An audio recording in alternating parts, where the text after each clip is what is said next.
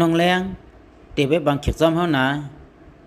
ปอสุเป็นปอสายเตะไปบางเข็บซ้ำเฮาก็เฮามีลองเตะลาดสู่ลองหนึ่งเฮาเตรียมเอาสังเสลองป้าเสียมลองเงินต่างเพิ่นไว้บางเขียงในก็อำโลเฮ็ดอย่าลงก็ไล่น้องแรงปนนันติเปิ้นสั่งอยู่ละกว่าแล้วเฮาเน็ตกว่าลงลายมือลงลายมือไล่อยู่ก้อยกะเฮามีขอตุกย้อนอยู่ลองหนึ่งมีลองสังลานมาแล้วเฮาพร้อมจะไล่อยู่ขอตุกย้อนเฮาก็เป็นเฮาใครห้องแม่เฮาแน่กว่าอยู่จำเฮาสองก็เพราะว่าสู่พร้อมใส่ขอตุกย้อนเฮาอันแน่เฮาดีกว่าลงลายมือจำสู่กำเหลียวปอเล่งในหาอันปอเล่งจำหาอยู่ก็อันมีกลุ่มมวลต่อปอเล่งนั่นใจเย้าเป็นเขา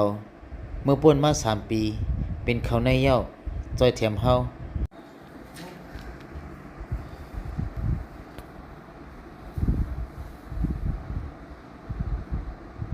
พี่ชาย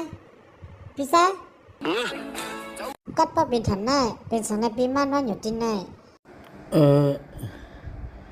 เฮามีดีกว่าเย้าก็ต้องไม่เตี้ยวเฮาในก็จังในนอนเป็ดอยู่ที่ไหนที่ข้าในมีอยู่ขมุนทงหนึ่งสารได้กินก่อนเลยปันเฮาห้ากินเลยแล้วไล่แหละคำแต่คำคอ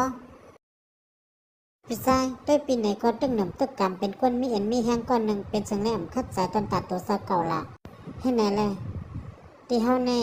มีเงินอยู่หนึ่งเปียกว่าซื้อโคเสสุ่มชงสุ่มปอยก็หาการเฮ็ดตอนตัดตัวซาเก่าเต็ขึ้นใหญ่เฮาได้เป็นเลยอยู่เป็นไรเราไล่หยุ่มยำตัวซาเก่าเอาไว้เลยยินจอมเย้าเข้าใจนะ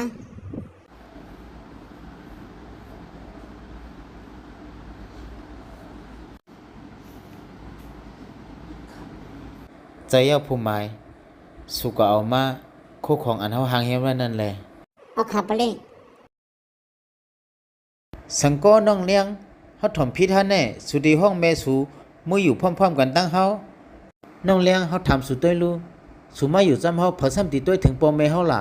ปอเย้าก็นาเฮิรนสูในก็มีสังอยู่เย้าสังล่ะแน่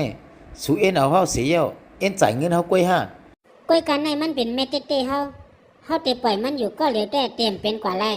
ปอยก็สูยำลาดว่าสูฮักเฮาสูยำฮับนะจัดปานเฮาไรกูลองเฮาในก็ฮู้ว่านาเฮิรนสูเป็นจังไหนลูปอว่าฮู้จังไหนเผอซ้ำติมาเอาสูล่ะปอฮู้ก็ก่อมมาเย้าว่าสิงข้าวยำนี่กำกันแล